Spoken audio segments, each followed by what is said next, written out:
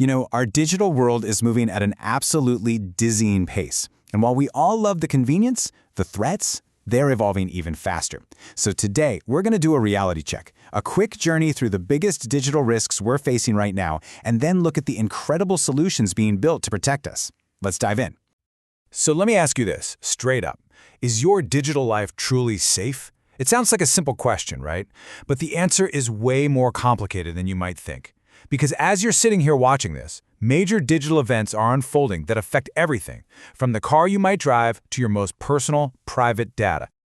Just imagine this for a second. A massive, global car company, just completely paralyzed. I'm talking silent factories, production lines at a dead stop. The whole operation brought to its knees by one single cyber attack. Or how about this? Every time you hop on a plane, a record gets made. Well, it turns out that 5 billion of those records are being sold, just handed over to government agencies. This lets them search through your travel history whenever they want, with no warrant needed. And what happens when a brand new, super powerful AI just misunderstands an instruction and wipes out a massive database? The thing is, these aren't hypotheticals. These aren't what-ifs. This stuff is happening right now. Okay, so first up, let's talk about the most immediate threat, the active, aggressive cyber attacks that are causing some very real, very physical consequences. Back in September, Jaguar Land Rover got hit with a devastating cyber attack. We're talking about losses up to £100 million. Production lines in Solihull, Halewood, Wolverhampton, they just stopped. And the attack didn't just hurt JLR, it sent these massive shockwaves through their entire network of suppliers, putting thousands of jobs at risk. So what was this sophisticated, super complex way in for this massive industrial shutdown? Well, get this. An imposter reportedly just dropped a phishing link into a Microsoft Teams call. That's it. So the lesson here is pretty terrifying, right? One person clicks one bad link and a whole global manufacturing operation can grind to a halt. And attackers are getting really clever, even using platforms that are supposed to be secure. On the messaging app Max, fraudsters are literally renting real accounts to get past spam filters. And the result? Scam calls coming from that app are on track to double by the end of next year.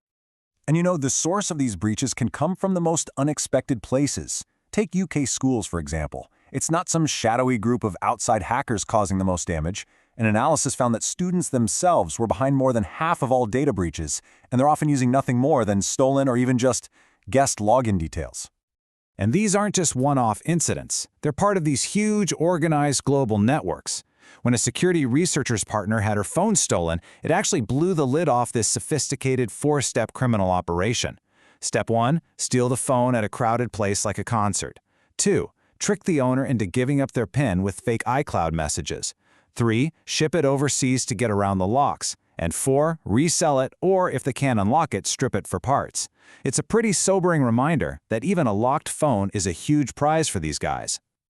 Okay, so we've seen the loud, obvious attacks, but what about the threats that are quieter, more systemic, and maybe, just maybe, even more concerning?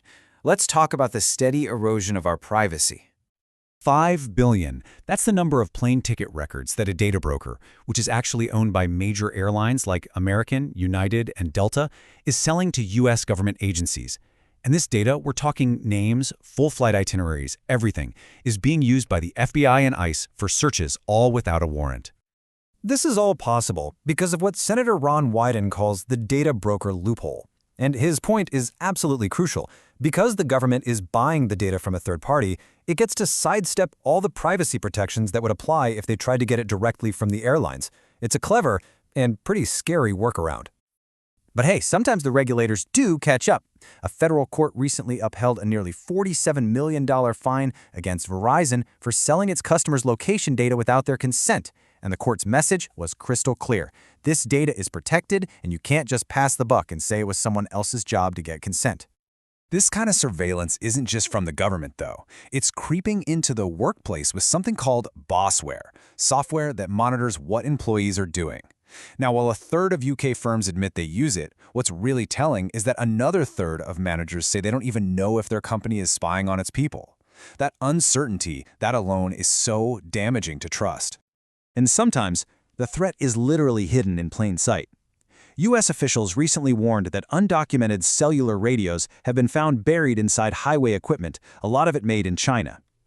The fear is that these hidden components, in everything from traffic signs to EV chargers, could be a secret backdoor to tamper with our infrastructure, cause outages, or just quietly steal data.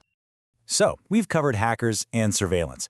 For our final section, let's pivot to the new frontier, artificial intelligence. It is truly a wild west out there, full of clumsy mistakes and, thankfully, some genuinely brilliant solutions. To really highlight the risks of rushing AI out the door, you don't need to look any further than the first ever AI Darwin Awards. I mean, we've got Taco Bell's AI drive-thru that couldn't take an order, a McDonald's hiring chatbot that got hacked, and my personal favorite, Replet's AI agent that misunderstood a command and caused a catastrophic data deletion. It's kind of funny, but it's also a pretty stark reminder that we need oversight. But for every folly, there's a fix. Take Apple's new memory integrity enforcement. Now, instead of just adding more software patches, which is kind of like putting a new lock on a shaky door, this redesigns the door, the frame, and the wall itself all at the hardware level. To put it simply, it makes it fundamentally harder and way more expensive for attackers to even find a way in. And over in the world of AI, Google is tackling privacy with this really clever idea called differential privacy. So imagine you're training an AI on thousands of personal photos. To protect privacy, you'd add a little bit of random fuzz or noise to each picture. The AI can still learn what a cat is or what a tree is, but that noise makes it almost impossible for it to perfectly memorize and later spit out any single person's face. And this really represents a fundamental shift in thinking. With traditional AI, privacy was often an afterthought, something you'd try to bolt on later, which created a risk of data leaks. But with models like Google's Vault Gemma, privacy is baked in from the very beginning. The whole goal is to get all the amazing benefits of AI without it ever compromising the private data it was trained on. Which brings us to our final thought.